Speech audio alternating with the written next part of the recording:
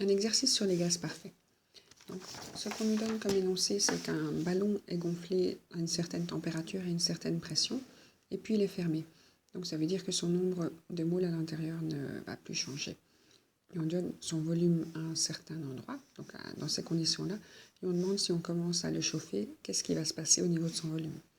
Donc quand on a comme ça plusieurs cas, où on voit que les températures vont varier ou des choses comme ça, il vaut mieux séparer.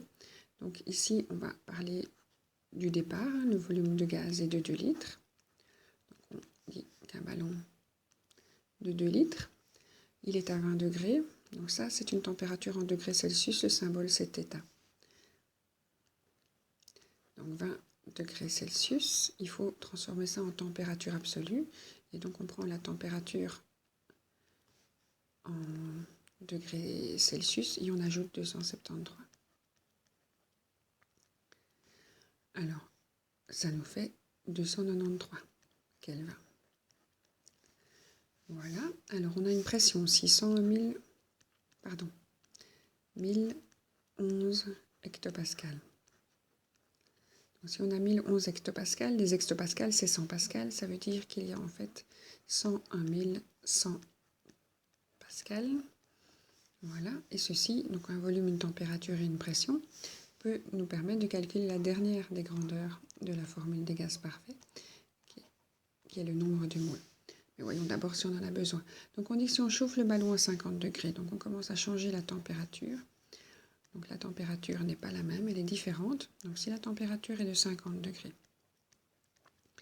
ça nous fait une température absolue de 273 plus 50. Ça nous fait 323 Kelvin.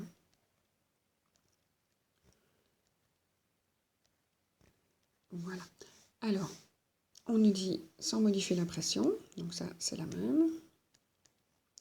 Au niveau de la pression, ça ne change pas. On demande quel est le volume. Donc si on calcule le volume à cette nouvelle température, on va chercher V. V égale. Donc en transformant cette formule pour avoir V égale, on a N, R, T sur P. Et donc le nombre de moules, on ne l'a pas.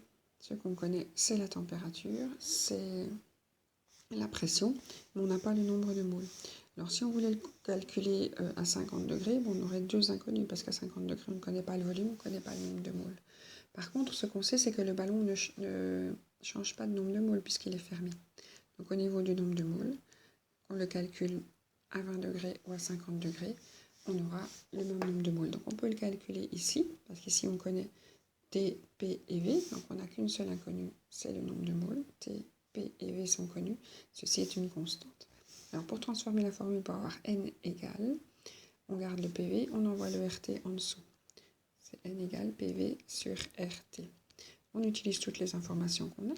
Donc 100 000, 100 pascal. Le volume en litres, c'est pas bon. Il faut transformer ça en mètres cubes. Alors, il y a 1000 litres dans un mètre cube. Donc pour avoir le nombre de mètres cubes, il faut diviser par 1000 le nombre. Donc 0,002, ça c'est le volume. R 8,31, c'est la constante des gaz parfaits. Elle est à l'arrière du tableau périodique et c'est une constante qui est toujours la même. Et la température, attention de bien prendre le chiffre en Kelvin et pas le chiffre en degrés Celsius. Donc quand on réalise ce calcul en faisant 100 à 1100 fois 0,002 divisé par 8,31 et encore divisé par 293. Attention ici de faire un calcul où les deux chiffres ici sont bien en division. On a 0,083 moules. Ok, et on peut utiliser ce chiffre de ce côté-ci. Donc les 0,083 moules qu'on vient de calculer dans le ballon qui a été fermé à 20 degrés, qui ne change pas quand on le place à 50 degrés, le ballon est fermé. R 8,31, ça ne change pas, c'est une constante. Et la température maintenant, qui a varié. On est à 50 degrés, 323 Kelvin. La pression, on dit qu'on n'a pas modifié la pression. Et donc on obtient un certain volume. Le volume est de 0,0022. et ce sont des mètres cubes. Nous sommes dans un chapitre de physique, on utilise les grandeurs internationales, et donc en fait c'est 2,2 litres. Donc que s'est-il passé pour le ballon? Il était de 2 litres, il se retrouve à 2,2 litres. En fait on a une augmentation du volume de 10%. Et ça, c'est lorsque l'on a augmenté la température de 30 degrés. Donc c'est beaucoup plus que 10%. Quand on regarde les degrés Celsius, mais si on regarde 293 et 323, là, on a une augmentation de 10%. Donc, si on considère les deux températures absolues, on a augmenté de 10% pour que le volume augmente de 10%. Alors, le cas suivant, on repart toujours du ballon de départ. On le laisse cette fois-ci à 20 degrés, donc on ne change plus la température. Donc, dans le cas, ça c'est le cas A. On va passer maintenant au cas B. Dans le deuxième cas, on garde cette fois-ci la température. Donc la température, on la garde. On était à 293, on reste à 293. Cette fois-ci, on change la pression. Et on voudrait changer la pression pour que le ballon occupe le même volume que dans ce cas ici. Donc on va garder le volume de gaz entre le cas A et on va garder la température avec le cas du départ. Et ce qu'on cherche, c'est la pression. Donc si on cherche une pression, on transforme la formule en faisant nRT sur P. On prend le nombre de moles qui n'a pas changé. Donc le ballon était fermé définitivement. On le laisse bien tranquille, 0,083. Donc le nombre de moles est le même avec l'exercice de départ et est le même avec l'exercice juste au-dessus.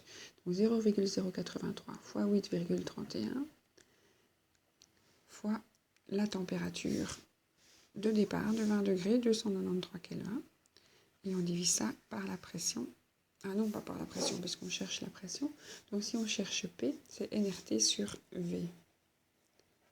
Et donc le volume qu'on veut obtenir ici, il est là, 0,0022. Donc en faisant le calcul, on obtient une pression de 91 859 pascal. Alors ceci, par rapport à 100 100 pascal, c'est une pression plus faible. Donc le volume, lui, augmente de 2 litres à 2,2 litres et la pression, elle, diminue. Du même rapport, 10%, 10%. Donc la pression et le volume sont inversement proportionnels. Tout à l'heure, le volume et la température étaient directement proportionnels. Alors, il nous pose encore une question, le petit c. On laisse le ballon à 20 degrés. Donc on va, pour le petit c, ici c'était le nombre de moles. Pour le petit c, qu'est-ce qu'on garde d'identique? Le ballon est à 20 degrés, donc la température reste la même qu'avant. Donc 293 Kelvin. 20 degrés, 293 Kelvin. Donc le ballon est à 20 degrés. 1011 hectopascal, donc ça c'est la première pression aussi. Donc on garde la pression égale de 1011 hectopascal. Donc ça c'est 101 100 pascal. On modifie le nombre de molécules qu'il contient pour obtenir le même volume que là-bas. Donc on garde encore le même volume. Les gaz identiques. Ok, donc on veut de nouveau que le ballon augmente d'un volume de 10%. Donc ce qu'on cherche, c'est quel nombre de moles faut-il y mettre. Donc on va garder N, et N c'est PV sur RT. Donc PV sur RT. La pression, on garde celle du départ, 101 100. Le volume, c'est celui qu'on veut avoir, donc les 2,2 litres, les 0,022 mètres cubes, 8,31 et la température est de 293. Donc en utilisant toutes ces valeurs-là, on obtient un nouveau nombre de moles. Donc on veut que le ballon soit un peu plus gonflé à la température et à la pression pareil. On veut que le ballon gonfle de 10%, mais il faut 10% de molécules en plus. Et donc si on fait le calcul, on obtient 0,091 moles. De nouveau, le nombre de moles est directement proportionnel au volume. Si on augmente le volume de 10%, de 2 litres à 2,2, on augmente le nombre de moles de 10% aussi.